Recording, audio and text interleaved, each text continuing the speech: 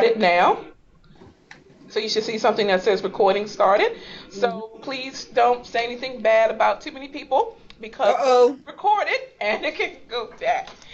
So thank you for coming in to see some of the fun stuff we're going to do with Tech It Up. Dr. Murray, who's in charge of FITC, and I just have to always give her a shout out because she's like so super supportive of everything. So I'm just thankful. All You're of the you are best. on this You're the call. best, And Dion. so thank you. And and one thing that Dr. Mary knows is that faculty is saying, well, what can we try different? We want to try something new. Of course, budget constraints has not allowed us to go to any proprietary software, but we do have some things that we can capitalize on that are here at the university that we can use at a different advantage. So for the next hour or so, we're going to do that. Feel free to jump in if you have any questions. If I'm talking too fast, which I have a tendency to do, and if I need to slow down, and especially when we get to some of the interactive pieces, and I'll let you know what they are. Okay?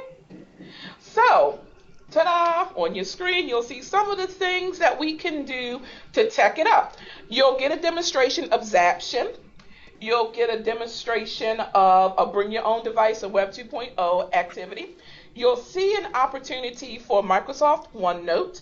You will see an exchange for Smart Notebook, and no need to demonstrate Microsoft Link, or excuse me, Skype for Business. Why? Because we're currently using it right now. Mhm.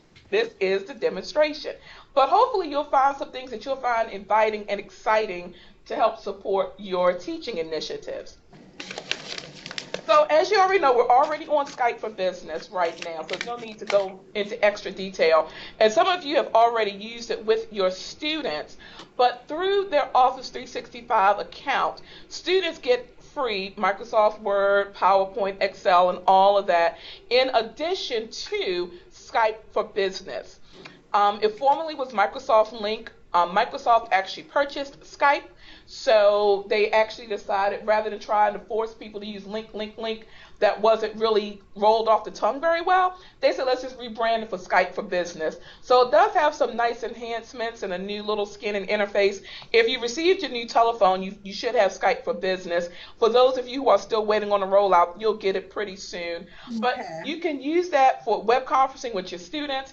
Your students can collaborate with one another, virtual office hours, and if you let us know, we can upload your contacts in terms of your classes to Skype for Business. So you can easily say, oh, there's Dion Carbine. I need to contact her, and so on and so forth. And our student techno squad can come in and give a little brief demo about Skype for Business. I'm not going to go into too many details about it because this is a prime example of how I'm sharing my screen. And if I wanted to, I could. I don't have my camera on, but you guys get the picture. If I did have the camera on, you would then see my face, and we could have our videos also going at the same time. Any questions about Skype for Business? Uh-uh. Okay, I think that one is pretty much straightforward. I have a question. Oh yeah, go ahead. How do you turn your camera on or off? Okay, very good question. You should I'm on. Are you on Skype for Business? Correct. Right. Okay, so I'm gonna move this over here. So do you see where it has the little video icon? Yes. Once you click on it, you'll see start my video. And Mm-hmm. hi. I know. That's why I covered my camera. No, don't cover the camera. We are not going to turn it on. We don't spy on you. But just for best practice, I will start my video. And if you want, all of you can start your video as well, but you're not required to. But but if you wanted to, this is how you start your video, and this is how you can also stop it as well. In terms of muting the microphone, this is how you mute the microphone with the little microphone icon. You actually see that I'm sharing my desktop, and if you needed to share your desktop, you would actually click on the desktop icon for presenting. Excuse me. So that's how you do that. That was a good question. And you would do the same thing with your students, and your students will also do the same thing as well. I'm gonna keep my camera on, so I gotta smile. I'm happy. So A lot of the things that we're going to talk about today can be used for those of you. Some of you may teach in a classroom with computers all on the desk, and you may not know what to do and how to use them throughout. A lot of us are having these issues with students and cell phones. How can we keep them engaged in the classroom experience? Well, due to a lot of different things such as Web 2.0 tools, even Microsoft OneNote, some polling, interactive lessons, there are things that you can use to keep your students engaged. There's not a one-size-fits-all mechanism, but just by talking with us, we can say, oh, for your class, you may want to use the Blackboard mobile testing function and allow your students to take their testing exams on their cell phone, and that way you don't have to worry about finding a computer lab and all that kind of stuff. Or you may want to say, oh, we can use Microsoft OneNote for an interactive lesson. So, but something, if you decide to say, hey, I'm trying to do more in the computerized classroom, I'm trying to use the students' devices more, we can talk a bit more about how you want to teach, your purpose, and then kind of giving you some best practices and advice for certain things. Any questions about that? Okay. Now, I'm just curious, and I didn't put my poll in advance, but does anyone use Microsoft OneNote? I do. I don't use it. You do? How do you use Microsoft OneNote? Oh, you don't want to tell us. Well, I use it to communicate back and forth with my peers. In fact, I've been doing some testing on it, and it is a wonderful tool. You think it's a wonderful tool? Awesome. So we have a ringing endorsement from you? Yes, and I think that once faculty members have been shown how to use it correctly, I think it's really going to enhance student engagement, because it's almost like their own personal workspace that's not going to entail a very extremely high level of effort from faculty. It's just, one more avenue to open communication and open collaboration. Awesome. Yeah, this is Tim. I use it also. It's good when you want to consolidate all different types of information about a topic, and you want to keep it in one place, because you can create different tabs, you can create different pages within tabs, and you can deposit web, stuff from websites, and it'll keep the URL where it came from. And you can do images and videos and all kinds of different media. You can just drop it all in there, and it's happy to take it all. I love it. Thank you. Let me show you a couple of samples of OneNote in action. Here was the syllabus for my course. Dion? Oh, yes. I'm sorry. Can I ask you a question? Please. I've seen the OneNote, and I've been tempted to use it, but for some reason I thought, and you can dismiss what I thought, is it I was afraid the stuff that it was asking me to put on OneNote, I was afraid that it was going to be public. Is it public stuff? No, you can actually set it that it can be private, that only you see it, or you can actually, if you see where it says share, you can actually say, I can invite certain people to use OneNote. You can say, give me a link, and I can only with that. You can say who it's shared with, but otherwise, no, you can actually keep it private. Is the default public or private? Private. Okay. And this is actually a syllabus, and think about this as a regular notebook, if you will. Think about the big notebook that you have, and then you may have your tabs in there for different things. So for a course, I have general information, and then of course, if students wanted to download, they could click and download the full copy of it. The general course information, the structure information, and they can even jump from different areas. I just need to know my requirements, what's required technology skills. And this is Quality Matters compliant. And the good thing about this is that if I have multiple sections, I do this one time, and I populate this into my Blackboard courses. And so I'm not necessarily having to do this over and over and over again. These are all the different assignments, the guidelines, and if I realize that I made a mistake with a project, I can go in, quickly edit it, and it will be there. I don't have to worry about changing things around, code of conduct.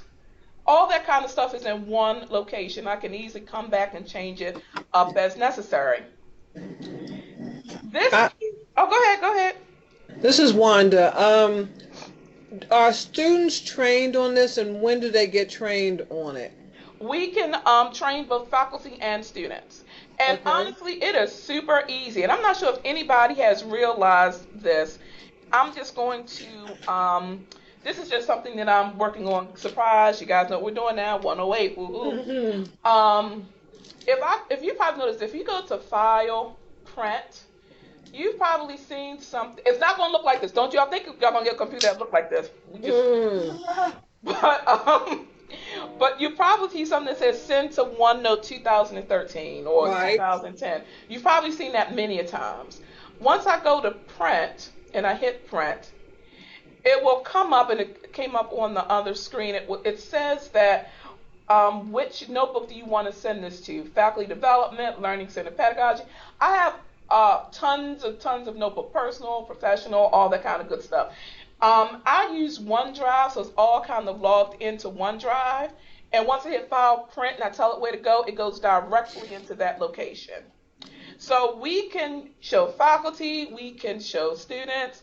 This is one of my notebooks. When I, of things, when I go to conferences, I put my stuff for model for professional development, different screenshots of things when I have different presentations, digital badging, all of that. You can see this at the top says EDUCAUSE 2016. I'm organizing my materials. But back to your initial question, Wanda, we will be happy to show you or your students. Okay. This here is a notebook that I did for a presentation that I did for the UDC Technology Conference. And what I did was, and it's taken a long time to load, but I have different sections, QR codes, Google, Pinterest, and every time I find something, I put it in this notebook.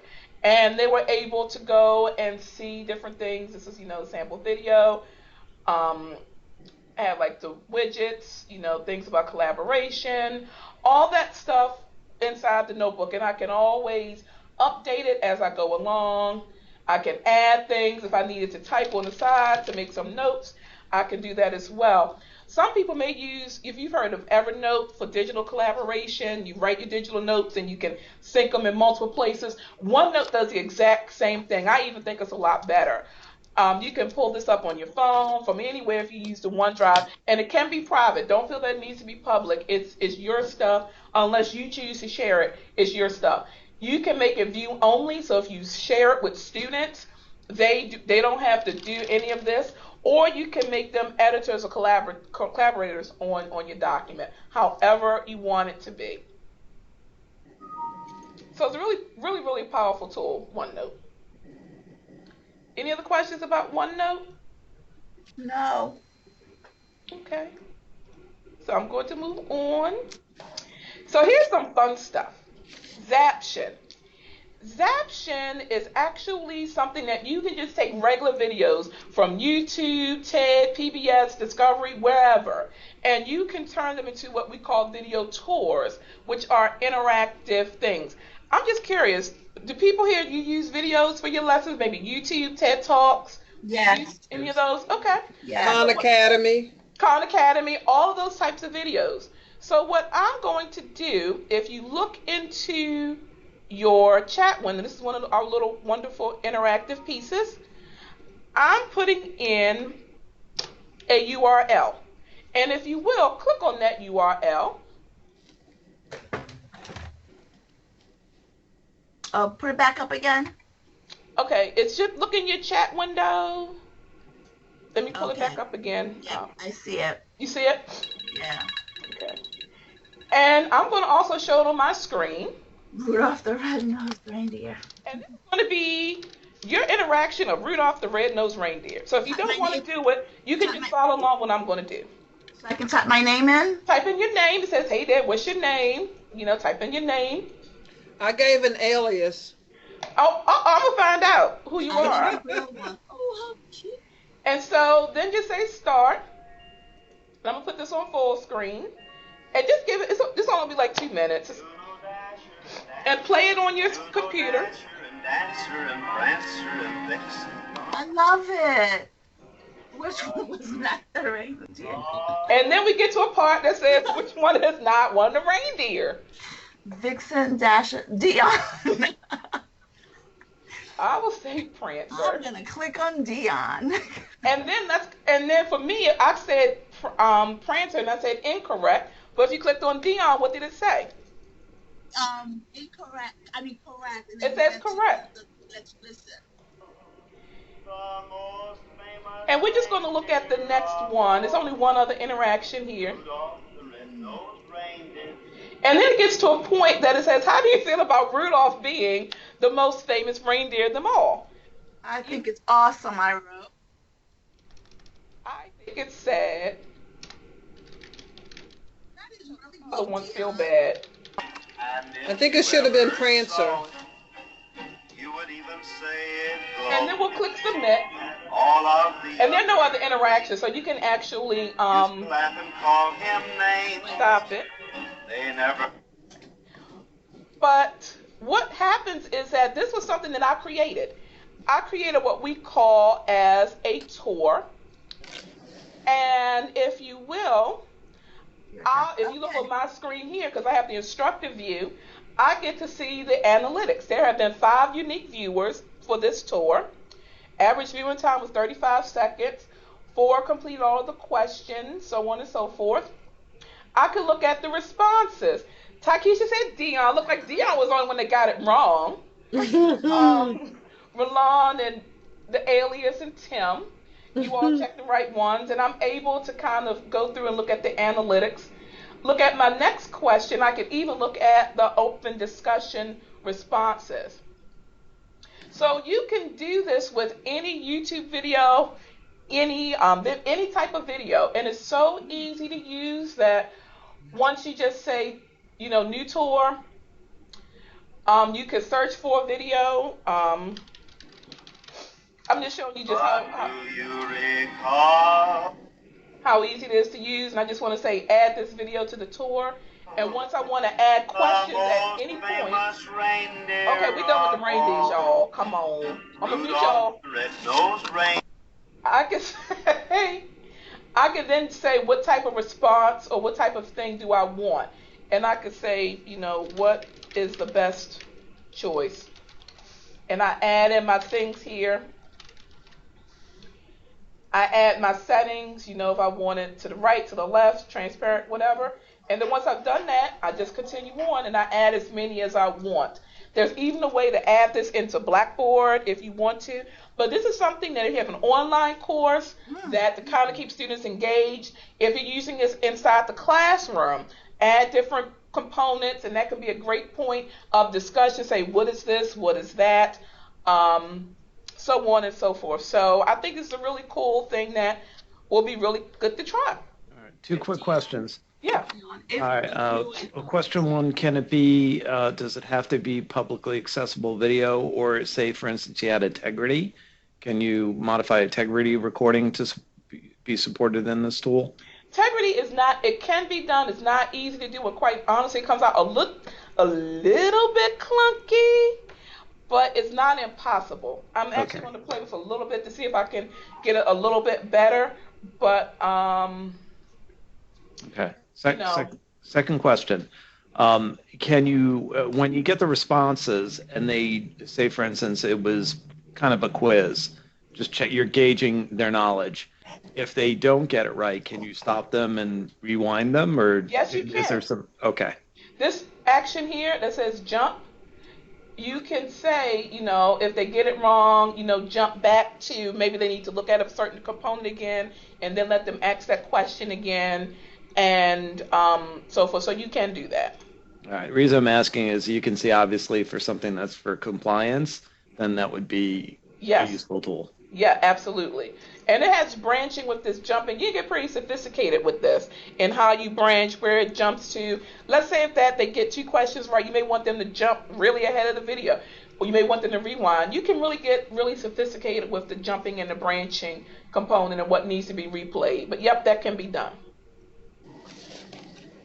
Dion, if you were in chat, with students, is this something that you could just bring in by typing a link or something? How would that work? Well, there's a couple of ways. One, just how I gave you the link. You Uh-huh. can say, okay, guys, I'm gonna give you 5 minutes. I want you to do this activity on your own, Mhm. and you give them just 5 minutes to do it on their own. And then maybe you can look at the analytics. Just how I looked at the analytics, you can do that. This is not necessary. There is a synchronous component to Okay. this. That if you're doing stuff online synchronously, um, they just actually launched it last week, so I haven't had a chance to play with it and toy with it. Mhm. But there is something now that can be more useful for synchronous online discussion and chat. But the way how I just did it, say, hey, go 5 minutes, mute your line, play with it, and then come back and discuss it, will also be very, very, very useful. Okay, that's good. Thanks. Mhm. Any other questions? I just think this is really, really cool. And it's It really really easy. is. Is it brand new? No, Zapier has been around for a while. They're actually gaining some traction. It's kind of mature now. Before, when it first came out and I explored it, it really wasn't mature. But Okay. now they've gotten some startup monies and stuff, so they've been able to really stabilize the platform. So I really, really love it now. So now Yeah. that I love it, I'm sharing it. Yes, nice. So that's one of the, and this can be both for the online, bring your own device class, face-to-face Hmm. class, depending upon how you want to use it. And it's free. Nice. We may invest in the little plug-in piece that we can get it to Blackboard, but I don't think it's a whole lot. I'm talking to the guy now, but for the most part, that is just totally free, Hmm. which I think is really great. Okay, smart notebook. Now, most people may not realize that, and I think everyone for the most part, you either teach in HGSB or STC. That if you're in HGSB or STC, those monitors that are on the desk, they're not regular monitors. They're what called smart podiums. You can digitally annotate on them. You can have interactive activities. Certain rooms in the STC have the actual boards that you can use your finger, manipulate, move things around, and so forth. So it's really, really great to have a lot of different interactive activities. Here, just as an example, are just some of the different activities that's available. You can create your own, you can find your own, you can, do whatever. You can record, you can do screenshots. And there are also ways that if you're doing a bring your own device, if you're in a computerized classroom, you can mirror what you're doing on the screen to the classroom computers and to the bring your own devices. But just as I know, well, Wanda, you do fractions, Hmm. but so, with something like fractions, you can move stuff around. The lesson's already created. And I'm in the classroom, so I'm not, excuse me, I'm in my office. I'm not actually on the board, so I can't do anything. But you can actually manipulate all of these different things for however you need them for your lesson. Um, course flashes go bye bye. But here I could say, I know that's not 7/10.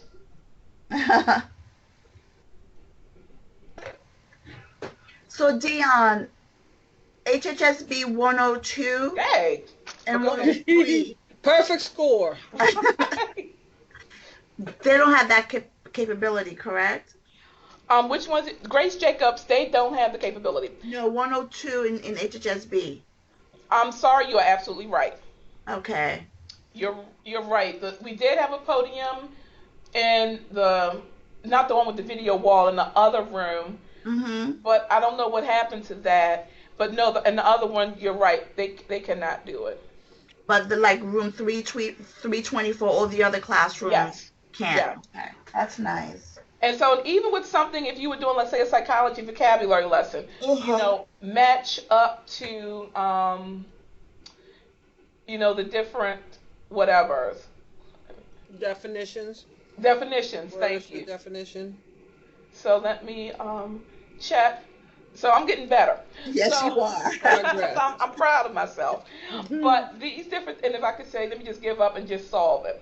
So these things are really easy to actually create. The software can be downloaded in your office, and they have a lot of templates. So if you just wanted to edit this, and they'll give you the password. I don't have the password, but I can come in and edit and change different things around. So I don't have to worry about reinventing the wheel. They give you a whole lot of things that's already available. And even just from the simple things of, and these are things that people have shared, of the simple things of just being able to do this with the annotation, just having the annotation pen, and using that along with Tegrity makes a lot of, helpful things. So Jeopardy, no, Professor Dr. McCoy, Yep. that's your thing with the Jeopardy. But, and again, you can just easily come and just edit how you want it. And once you get into the classroom, it really comes alive when you actually put it on the smart board. And if you mirror it with students, they can interact with it. So it's really stuff that's already here that we can take advantage of and use, and using the smart board in a different way. So we could do a Jeopardy on geometry on the smart board, and students could pull it up on their cell phones as well as the computers in the computer rooms. Yep, they will need to. We're going to work on getting the app downloaded into the smart classrooms. The app is called Maestro, Smart Maestro. It's a free app for the phones, and as students download that app, it can mirror it. And also, don't forget, just as an FYI, and I know Professor McCoy, you've done this with your students, that we have those beautiful collaboration areas all throughout of STC. Right. That we can mirror stuff directly from a laptop, from a phone, that students can go and look at things. They can collaborate. You can even hold ad hoc classes and sessions. I would love to see a student research conference using the collaboration areas. Just having poster sessions up and down the hallway. Just collaborating, talking, discussing, nice little thing. But it makes, a nice little opportunity. It does. Any questions about the SMART? Okay. It's great. Web 2.0 tools. Now, we know that Web 2.0 has a whole lot of things. And there'll be a couple that we would like to show. Do you all have your cell phones out or your cell phones nearby? Yep. Okay, pull out your cell phones. Or if you're at your computer, either your cell phone or your computer, it doesn't matter. I think I'm going to use my cell phone. Here's my phone. And what I want you to do, you actually see on here, you see Kahoot.it. I want you to go to Kahoot.it. I'm going to do that on my phone. Kahoot.it. You can either, again, do this on your phone or at your computer. Open up your web browser. And you should see something. No, it's a Kahoot.it. Kahoot.it.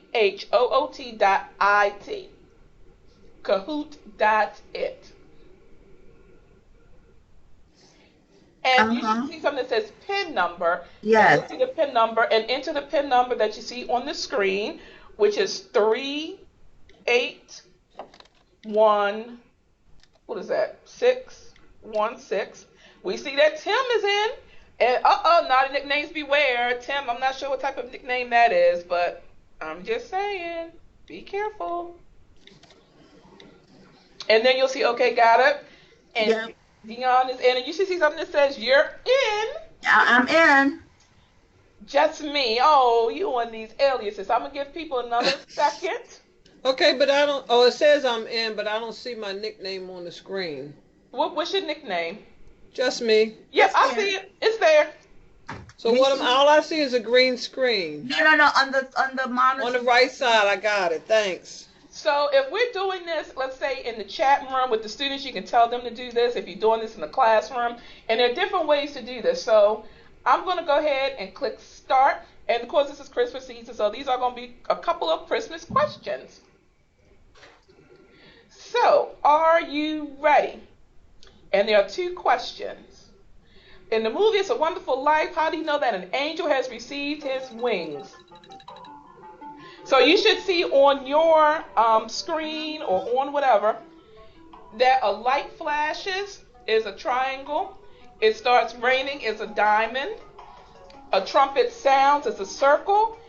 And the square a bell rings. So go ahead and submit your answers. We have 6 answers. 6 seconds left. And you should see either on your screen that you got it correct or incorrect. How nice is this? And you'll see that the correct answer is a bell rings. You're killing me, Dion. This is great stuff. It really is cool. And that I can even do this with a movie. And I can actually put like a movie clip in for people to watch and then answer questions or whatever. Yes. So we're going to just do one more question. Everybody ready? Yep. So, oh, by the way, here's the scoreboard. Who's Mr. Beautiful? So,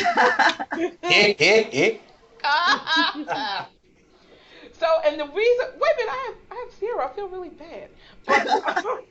But the way I how want to know how I'm in 4th place already.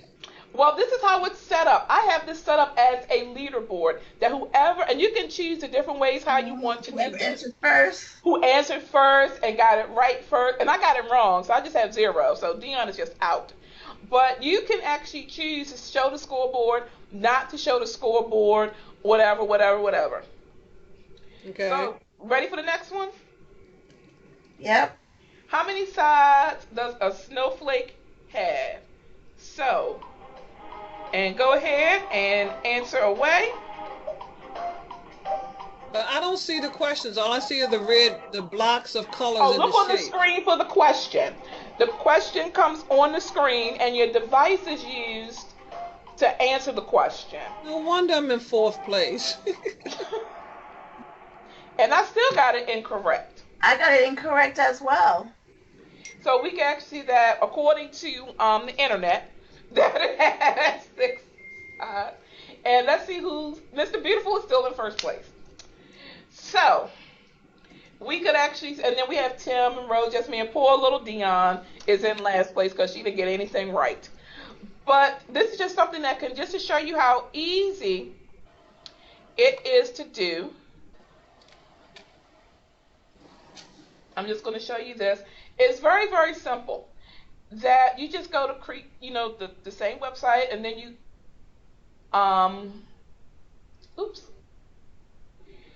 So then we come up to like My Cahoots, and I want a new one. And you have 3 choices if you want a quiz, a discussion, or a survey. And I'm just going to, say quiz, and this is just going to be sample. And I just create the question. What is your best hobby? Whatever. If I wanted to add an image, I could. If I wanted to add a video, I could put the URL here, when to start and when to stop. I could say eating, singing, sleeping, computering. I know so there's such thing, it's okay. If I wanted to, I could say correct, incorrect, I can choose that. Okay. I can do some extra things if I wanted to. You see at the bottom, I can duplicate, add questions. Here, I'm just going to save and continue. I can check my language privacy. If I want it private, I can make it private, public. The audience, how difficult this is. If I want to make it look fun and all that kind of stuff. And that's it.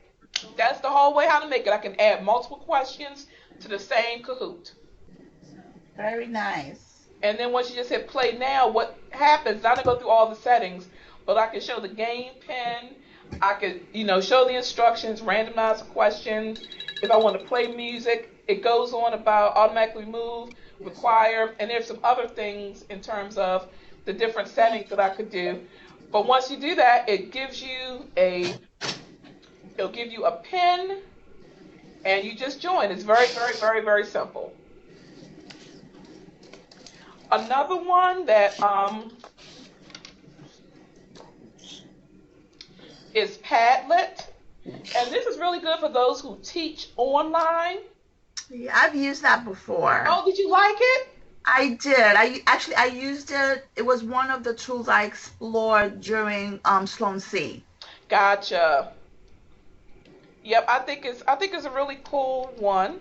And if you look into your chat window, you will see my little Padlet wall. Mm-hmm. And I want you to click on that URL, and at your computer. And with that, just double click anywhere. Yeah. And let's talk about what we want to do for Christmas. And you see, I can add a video, I can do an audio, I can add a picture, all that kind of good stuff. And this is a great way for collaboration. If we all want to say, hey, let's talk about the muddiest point of the lesson. Let's talk about the highlight of the lesson. What's one thing that we can take away and share with other people? This is a great way how to do that. This can be done in a computerized classroom, your BYOB. This can be done in the online classroom, synchronous or asynchronous. Just let them come, add things. So you can add, you can create, change your background and all this other different kind of stuff. And you can actually share this and keep this as even, a way of how you've done things, as a way of, showing opinions, all that kind of good stuff. And so that's Padlet. And there are several other ones. I won't go into a whole lot, but those are just some of the Web 2.0 tools that we can look at as part of the Tech It Up. So before I get to the next steps, are there any questions? No, not here. Okay. What do you think about it? Do you think something interests you, sparks some interest that you may like to try, that you may like to use, that looks interesting enough? I think the last two are my favorite. So Kahoot and the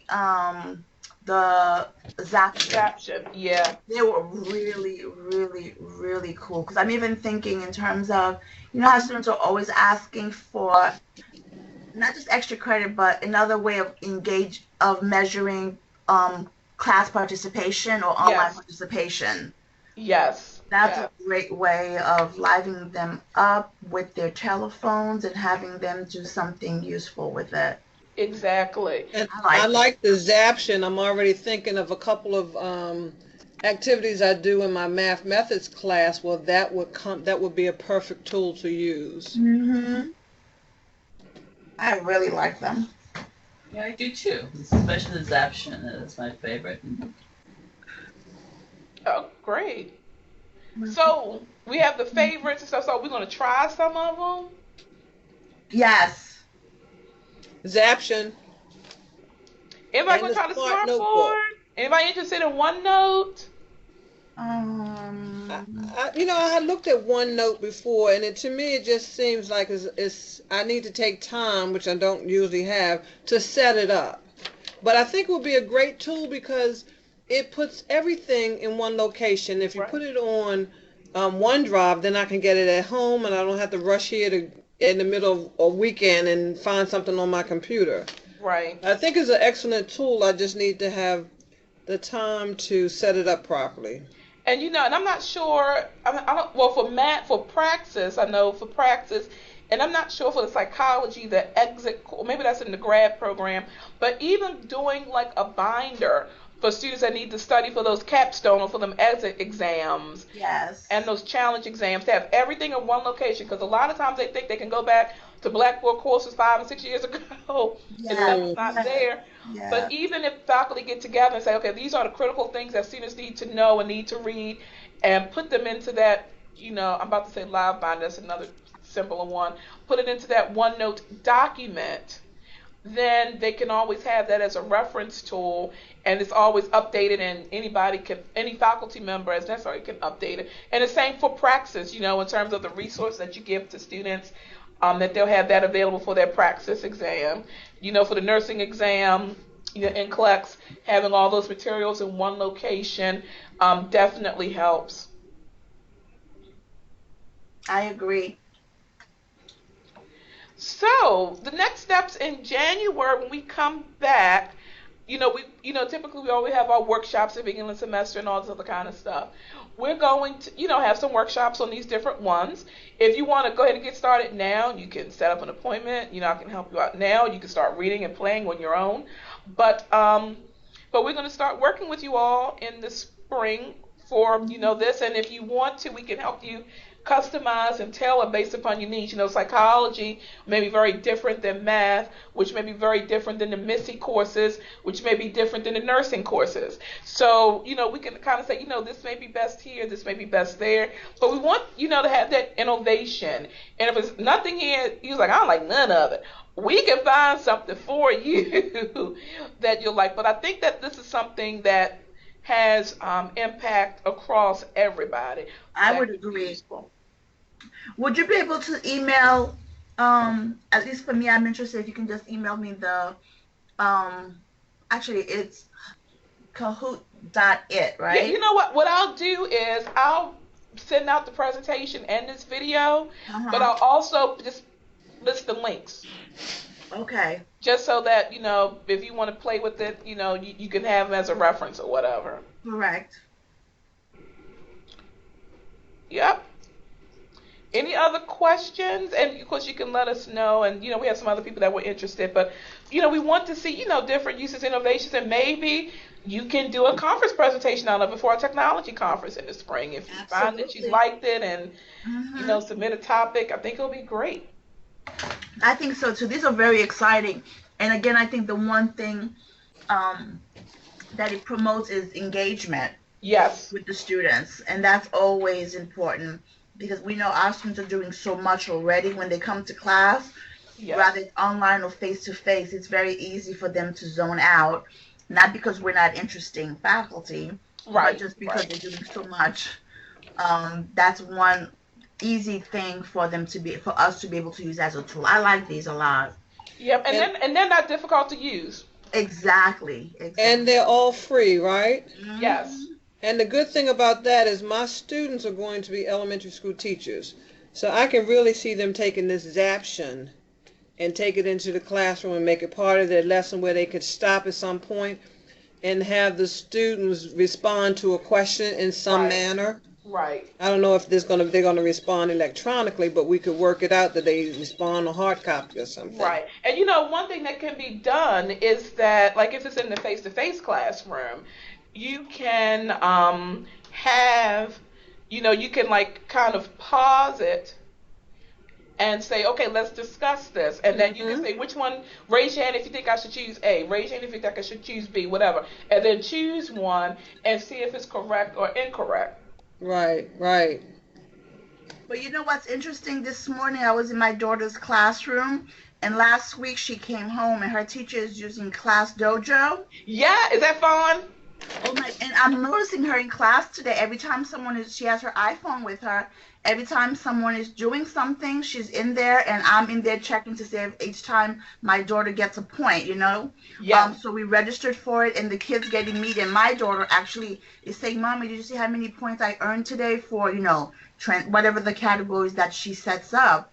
And the kids are into it, the teachers have it, and it takes no time at all, and it keeps them, like right now I'm just looking, so far she has earned 3 points, you know, for being on task, transitioning, and teamwork.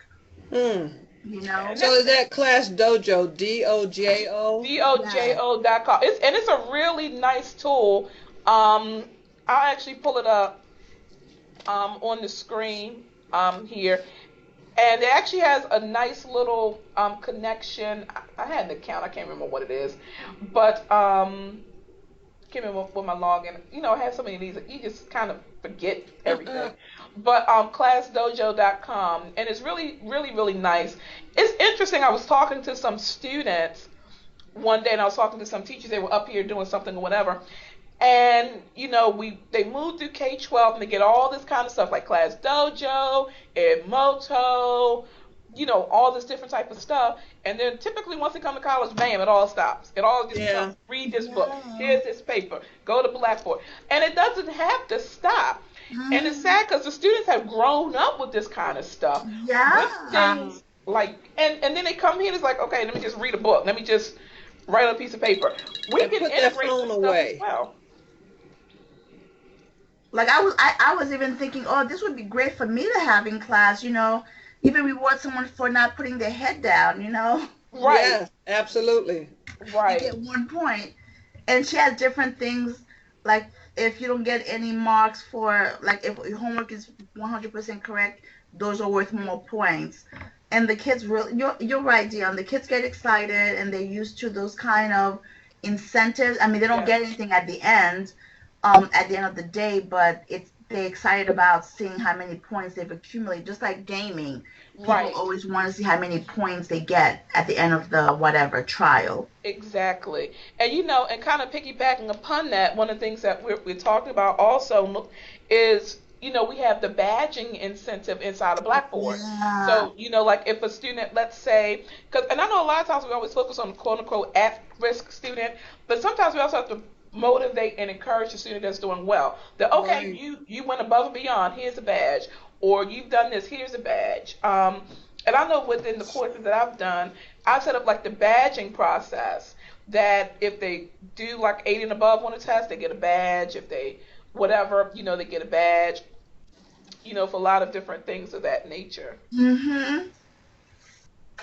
Absolutely. I think that's great. So, any questions or any comments, or is it anything else that you can think of that you would like that didn't show that you're interested in? No, for me, I like what you showed, and I don't want to overwhelm my brain with too much Yeah, I new understand. things because I know I'm not going to use all of them. But I like I like the fact that you presented options, and everything does something a little bit different. So depending on what you're teaching, your style, you can adapt to whichever one works best for you. So I really do appreciate that combination of things that you presented. Well, thank you. I appreciate you being on the call. Ditto. Okay. Thanks, Dion. Thanks, everybody. Feel free to reach out to me if you need anything. Thank you. Thank you all very much, Thanks. and I'll see y'all before Christmas. But Yes. somebody will say have a good Christmas. Okay. Merry Christmas. I'm gonna see you before this, so don't say it. Yeah, Dion, I will Yeah. send you an email with the date, time, and the room number. Sounds great. Thank you. Bye bye. Bye, Thanks, everyone. everybody. There, everybody. Bye.